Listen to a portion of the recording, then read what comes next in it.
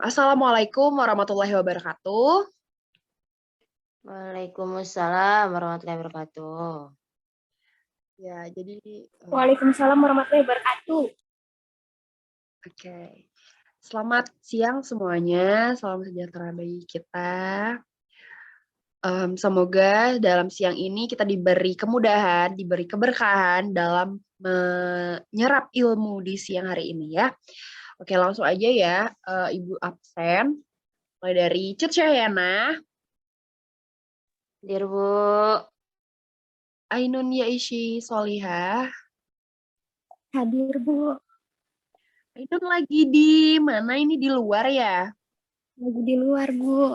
Oh iya, nggak apa-apa ya. Yang penting tetap ada mengikuti Zoom ini, oke? Mulai langsung aja ya. Ibu mau share screen dulu PPT-nya.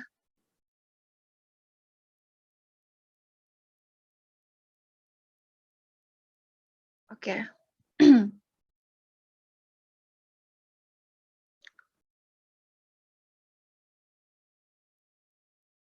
Apa sudah terlihat PPT-nya? Sudah, Bu. Sudah ya. Oke, nah.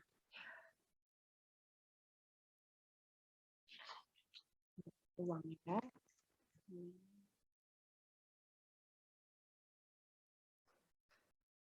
Nah, sebelumnya kan udah pernah dibahas nih di kelas 8 SMP ya tentang peluang. Sekarang ketemu lagi nih di kelas 10 tentang bab peluang. Ada yang masih inget gak apa sih definisi dari peluang? Coba. Aku, Bu. Ya, gimana Definisi Cut? peluang adalah atau juga dikenal sebagai probabilitas cara untuk mengungkapkan pengetahuan atau kepercayaan bahwa suatu kejadian akan berlalu atau telah terjadi. Ya, benar ya. Seperti yang udah disampaikan Icut. Ibu ringkas sekali lagi. Benar bahwa peluang adalah perbandingan dari hasil percobaan yang diharapkan dengan hasil percobaan yang mungkin terjadi. Nah, oke.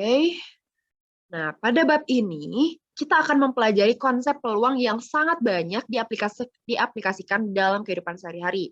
Contohnya, kasus memprediksi kejadian yang mungkin terjadi, atau kasus memilih di antara beberapa pilihan. Hal ini berkaitan erat dengan proses pengambilan suatu keputusan. Ada yang bisa nggak kasih contoh lagi kasus peluang dalam kehidupan sehari-hari? Saya. Yang pertama ada kasus memprediksi cuaca. Boleh ya. Terus apa lagi? Ada lagi? Ainun? Peluang bisnis, Bu. Peluang bisnis boleh ya. Oke. Jadi semua udah paham ya.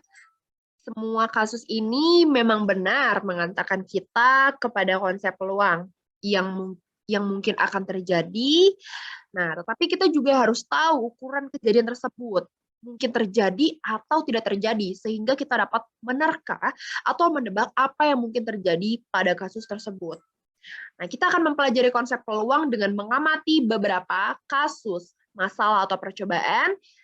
Nah, kita akan memulai pelajaran ini dengan mempelajari kejadian, frekuensi relatif, dan konsep peluang.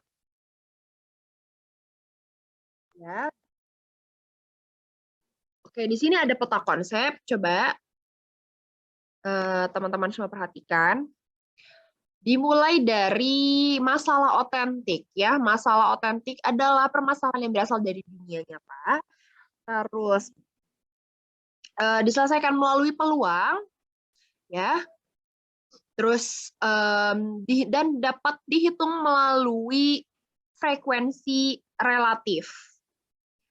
Lalu dengan nilai PE sama dengan NE per NS, yang dimana peluang suatu kejadian E adalah hasil bagi banyaknya kemungkinan kejadian E yang terjadi dengan banyaknya anggota ruang sampel dari suatu percobaan.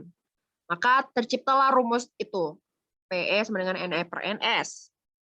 Di mana NE adalah banyaknya kejadian E yang terjadi, dan NS adalah banyak anggota ruang sampel dalam suatu percobaan. Lalu dapat dihitung juga dapat dihitung menggunakan titik sampel dan ruang sampel. Apa itu titik sampel dan ruang sampel? Nanti akan kita bahas di slide selanjutnya. Lalu dan dapat disusun menggunakan, nah ini dapat ya dirangkai gitu menggunakan tabel, menggunakan diagram pohon, lalu ada diagram kartesius dan dengan cara mendaftar. Oke, langsung aja ya. Kemungkinan suatu kejadian. Dalam melakukan percobaan sederhana, kita tentu harus menduga hasil yang mungkin terjadi ya, atau apa saja yang mungkin terjadi dengan percobaan tersebut. Ingat, konsep ini akan membawa ke kajian konsep peluang yang lebih dalam, yaitu kaidah pencacahan yang ada di kelas 11 nantinya. Jadi kita hanya membahas sekilas masalah hasil kemungkinan yang dapat terjadi pada suatu percobaan pada bab peluang ini. Nah, dalam percobaan, boleh saja banyak kemungkinan yang terjadi. Misalkan, jika cuaca mendukung, coba, apakah yang mungkin terjadi jika cuaca mendung? Apakah yang mungkin terjadi? Coba, ada yang bisa jawab? Saya, Bu, mungkin hujan sama mungkin nggak hujan. Soalnya mendung belum tentu hujan. Ya benar ya, soalnya mendung belum tentu hujan. Jadi itu kita hanya bisa memprediksi bahwa cuaca mendung ini tuh bakal hujan atau enggak gitu. Jadi belum tentu ya. Jadi akan kita hitung menggunakan peluang ini. Oke, langsung. Nah, frekuensi relatif. Frekuensi relatif adalah perbandingan antara banyaknya kejadian dengan banyaknya percobaan. Dengan frekuensi relatif ini terciptalah sebuah rumus, yaitu FR sama dengan banyaknya kemunculan dibagi banyaknya percobaan. Contohnya, ini yang seperti bisa teman-teman lihat. Oke, next ya. Ruang sampel dan titik sampel. Ruang sampel adalah himpunan kejadian yang mungkin dari suatu percobaan, dan ruang sampel ini biasanya dilambangkan dengan huruf S besar ya. Nah, anggota-anggota ruang sampel ini disebut sebagai titik sampel. Misalnya, ruang sampel S sama dengan di situ ada lambangnya kalau peluang itu dengan ruang sampel ini lambangnya itu diidentik dengan kurung Kurawa ya seperti yang udah dilihat. G, A, gambar dan angka. Nah, mempunyai dua titik sampel. Titik sampelnya yaitu adalah G dan A itu. Dan S itu adalah ruang sampelnya. Maka G dan A disebut sebagai anggota-anggota ruang sampel. Dan banyak anggota ruang sampel biasanya dilambangkan dengan NS. Oke, paham ya? Nah, ini menentukan ruang sampel suatu eksperimen dengan cara mendaftar melalui diagram pohon dan tabel. Teman-teman bisa lihat di sini nomor 1 ya, menentukan ruang sampel dengan cara mendaftar. Ya, seperti melempar dadu sebanyak 1 kali, kan dadu itu kan bermata 6 ya. Dan dihasilkanlah kemungkinan terjadi itu muncul mata dadu 1, 2, 3, 4, 5, 6. Dan ruang sampelnya dituliskan dengan cara mendaftar, yaitu sama dengan 1, 2, 3, 4, 5, 6. Ini kurung Kurawa ya harusnya ya, tutupnya ya. Oke, nomor 2, menentukan ruang sampel dengan diagram pohon. Seperti yang sudah teman-teman lihat, seperti ini ya. Jadi ada uang logam, angka dan gambar, terus uang logam kedua ntar dicabangin gitu, dan terciptalah ruang sampelnya S, A, dan seterusnya. Lalu ada menentukan ruang sampel dengan tabel. Seperti yang udah teman-teman lihat ya, dan pasti sudah dipelajari ya di kelas 8 sebelumnya. Ini hanya untuk kilasan aja gitu, biar masih ingat lagi gitu kan. Seperti ini, saya harap sudah paham lah ya. Nah, ini ruang sampel dan titik sampel kartu bridge. Ya, jadi kartu bridge terdiri dari 52 kartu dengan perincian warnanya 26 merah, 26 hitam sesuai dengan motifnya, 13 kartu daun, 13 keriting, 13 hati, dan 13 wajik. Oke. Nah, kita masuk ke peluang suatu kejadian. Ya, peluang suatu kejadian adalah perbandingan antara banyaknya kejadian yang diamati dengan banyaknya kejadian yang mungkin terjadi. Nah, peluang kejadian ini dilambangkan dengan P besar. Jika A adalah sebuah kejadian dalam ruang sampel S, maka peluang kejadian A yang beranggotakan sebanyak NA didefinisikan sebagai PA sama dengan NA per NS, di mana PA ini adalah peluang, NA adalah frekuensi kejadian yang diharapkan, NS adalah frekuensi seluruh percobaan. Teman-teman bisa lihat di sini, ya, nilai peluang A kejadian terletak antara 0 dan 1. Ya, atau seperti yang sudah dilihat dan contoh. Ya, seperti itu. Next ya. Karena waktunya terbatas. Oke, terus peluang suatu kejadian. Nah, ini ada contohnya juga. Ya, saya rasa teman-teman sudah paham semuanya. Nah, terus yang terakhir ada komplement suatu kejadian. Komplement suatu kejadian A adalah kejadian bukan A atau bukan kejadian A. Ingat, komplement itu adalah yang bukan termasuk ya. Komplement kejadian A dilambangkan dengan A, ada C di pangkat di atas A ya. Ada C kecil, tapi itu C besar sih, dia di atas A gitu. Hubungan peluang setiap kejadian A ditambah dengan peluang kejadian A komplement selalu menghasilkan 1. Nah, ini sini ada ya,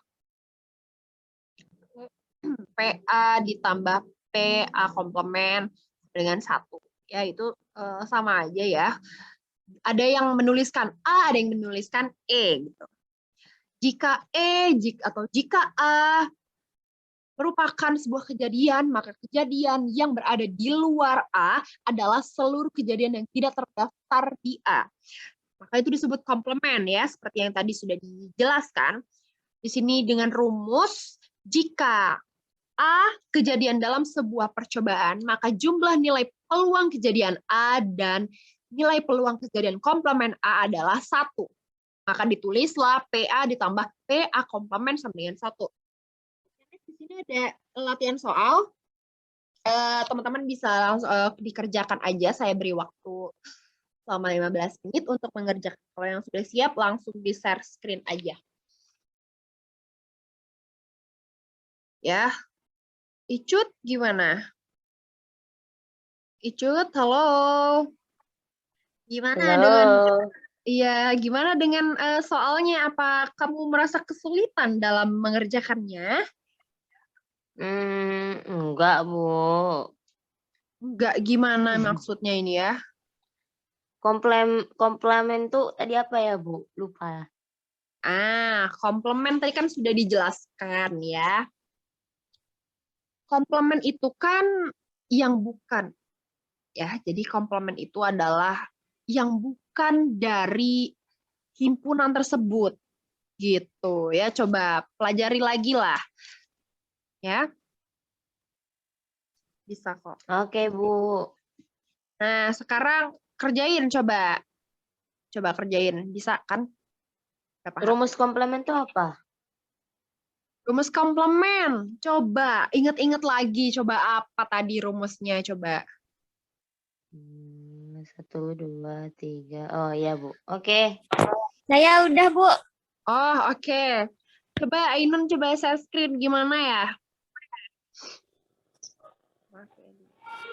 Ini harus saya stop share dulu ya baru bisa. Oh, bisa. Oh, gitu. Kayak gini, Bu. Oh iya, itu hasilnya berapa ya? Sama dengan? Hasilnya 1. Peluang terpilih prianya 25/40, peluang terpilih wanitanya 15/40. Jadi totalnya 1. Penjumlahannya sama dengan 1. Oke, siap ya. Jadi terbukti bahwa peluang kejadian ini soal komplement tadi ya, Yana ya. Biar paham. Jadi terbukti gitu, memenuhi ya. Maka PA yang tadi sebelumnya mana? Nah, nih maka terbukti PA ditambah PA komplement sama dengan 1. Maka memenuhi juga ya. Di mana ya, jadi terpenuhilah ya peluang sebuah kejadian E tepat berada di antara 0 dan 1 gitu. Jadi terbukti gitu. Ya, di sini ada latihan soal buat di rumah ya, nanti dikerjakan, oke? Semoga teman-teman semua paham. Gimana pelajaran hari ini menyenangkan bukan? Menyenangkan pelajarannya? Menyenangkan, Bu. Menyenangkan dan mudah dipahami ya, mudah banget, ini gampang lah insya Allah ya. Terus belajar kalau misalnya ada kesulitan seperti Icu tadi langsung bertanya gitu kan enak jadinya ya kita berkomunikasinya. Oke, mungkin segitu aja ya. Ini langsung mau Ibu akhiri aja karena ini jamnya udah lewat. Mau langsung beres aja ya. Oke, kita tutup ya. Assalamualaikum warahmatullahi wabarakatuh. Waalaikumsalam warahmatullahi wabarakatuh. Wabarakatuh. Terima kasih, Bu. Terima kasih, Bu.